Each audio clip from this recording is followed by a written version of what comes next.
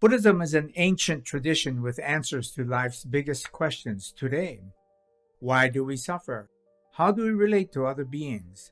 And how do we make the world a happier and more peaceful place for everyone? Our mission at BDK America is to help people understand Buddhism better. Are you looking to start learning about Buddhism or dig deeper? BDK America offers free books and videos for peoples of all ages and levels. Our most popular book, The Teaching of Buddha, is available to read in English and 46 other languages in physical, PDF, and audiobook formats. Visit our website for our latest publications and order your own free copy today. This show is the last in the series of 4 shows on how and why Buddhism has been growing in America. Today, we would like to explore one of the interesting characteristics of American Buddhism, what is being called Engaged Buddhism. Engaged Buddhism refers to the effort to apply the teachings to address social issues and problems in order to build a more equitable and peaceful world. This emphasis on the outer and the social differs from the traditional Buddhism that has emphasized the inner and the mental. Before we begin with our main topic, let me briefly mention some of the other distinctive characteristics of American Buddhism. First, there are definitely more women in leadership roles, as they make up half of the teachers in some of the convert groups. As discussed earlier, women helped to found the Insight Meditation Society, and women now hold top leadership positions at San Francisco Zen Center and elsewhere. Secondly, monks and nuns are the norm in the Buddhist world in Asia, but American Buddhists have largely rejected celibacy in favor of married priests or priests in long-term relationships. Thirdly, psychology and psychotherapy have proven to be one of the channels through which Buddhism is being understood and adopted by many Americans. The reasons are due to the obvious similarities in their focus on the mind and inner workings. Finally, the American love of humor has also impacted the Buddhist world. For instance, I heard a Buddhist joke even on a mainstream radio station. Why couldn't the Buddha vacuum under a sofa? Well, the answer is, are you ready? Because he had no attachments. Well, I think it's pretty good, and if you don't get it, please keep watching this program as I will explain it in due course. Today, I'm pleased to have with us a guest to help throw greater light on the topic of Engaged Buddhism.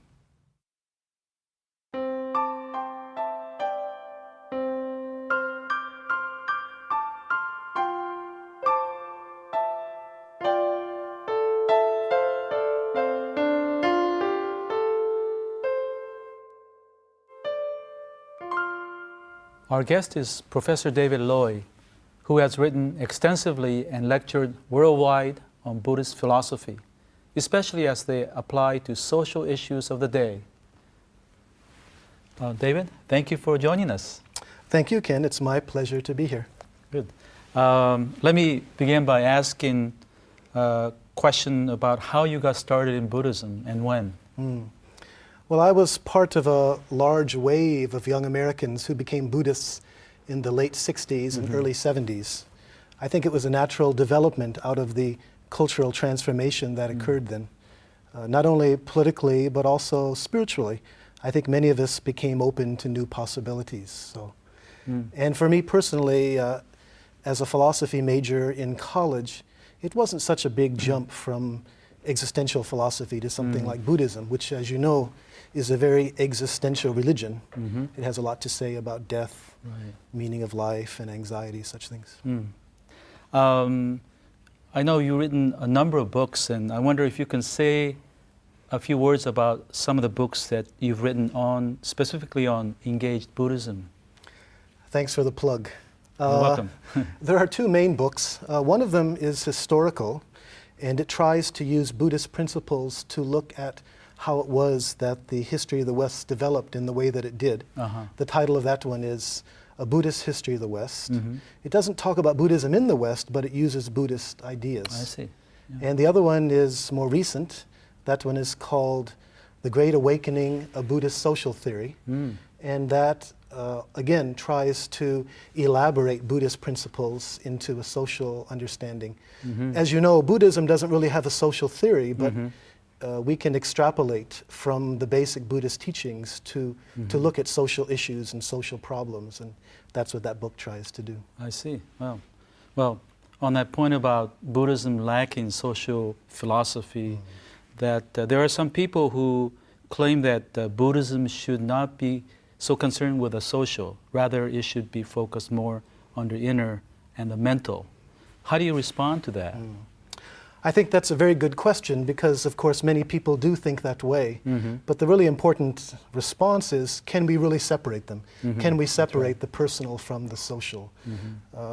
In fact, you could argue that it's really inconsistent with basic Buddhist teachings to try to do that. As you know, Buddhism is all about awakening, awakening to our true nature, and awakening involves overcoming this sense of duality between inside and outside, this sense of separation that I'm in here and the world is out there. Buddhism emphasizes the interdependence of everything, that there's no self apart from the world. So the danger then is if we're thinking that we're just looking after our own liberation, our own awakening, then we're really reinforcing in our practice what we're trying to overcome. Right.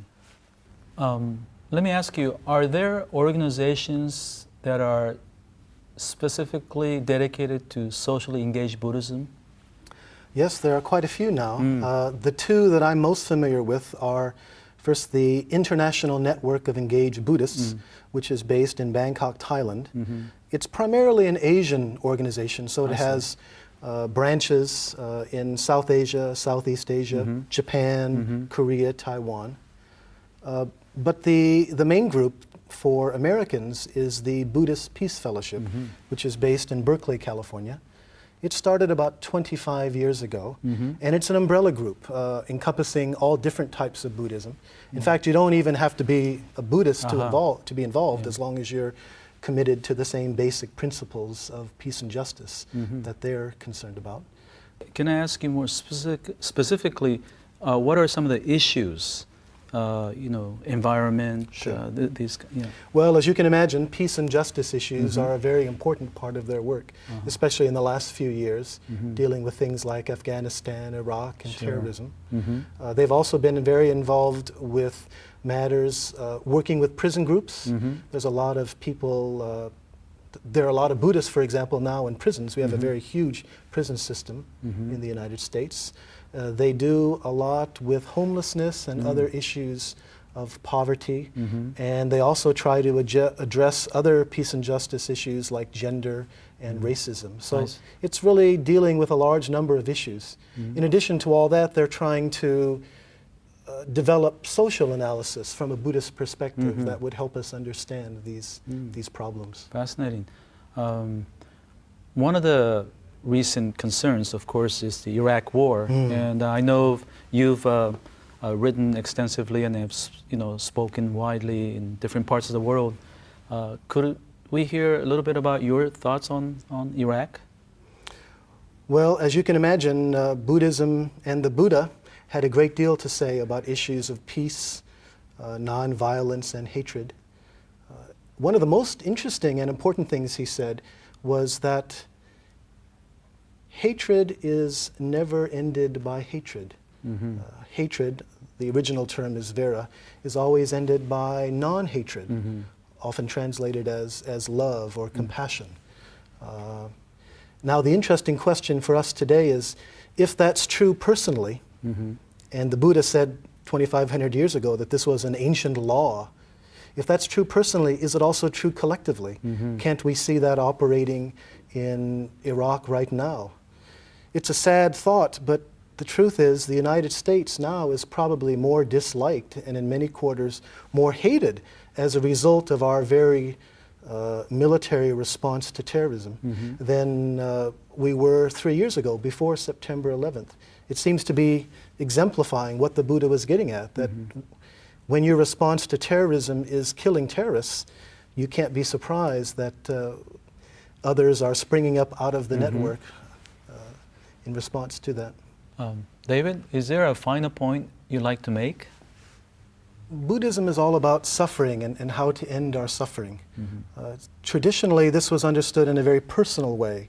How do I address my own greed, my own ill will, and my own delusion? Again, these three roots of evil. But the situation we find ourselves in now is quite different, I think. We have to find ways to address the institutional forms of these three poisons. We're in a situation now where we have institutionalized greed, institutionalized ill will, and institutionalized delusion. And that's really the koan, that's really the challenge for contemporary Buddhism. Can we understand how to address them as well as our own personal problems? Well, thank you, David, for sharing your thoughts and insights with us. Thank you, Ken. Obviously, in Buddhism, there is no one position that all Buddhists must adhere to on social matters. Each person must arrive at his or her own opinion. What is fascinating, however, is that on the American soil, we are witnessing a blossoming of the social dimension of Buddhism in what is called Engaged Buddhism.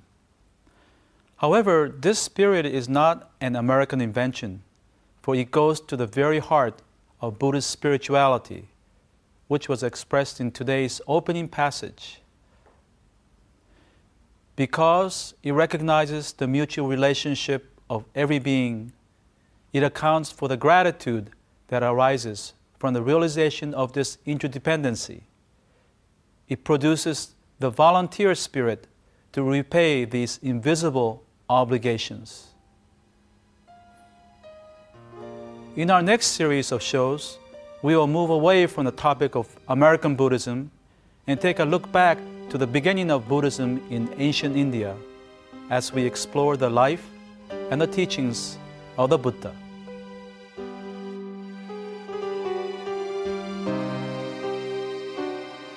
We at Bukkyo Dendo Kyokai pursue peace and happiness for people around the world. We have published the Buddhist teachings into 41 languages and donated our publication to hotels and other facilities in 55 countries. We would like to share the Buddhist teachings with people around the world. That's our mission. Visit our website for more information.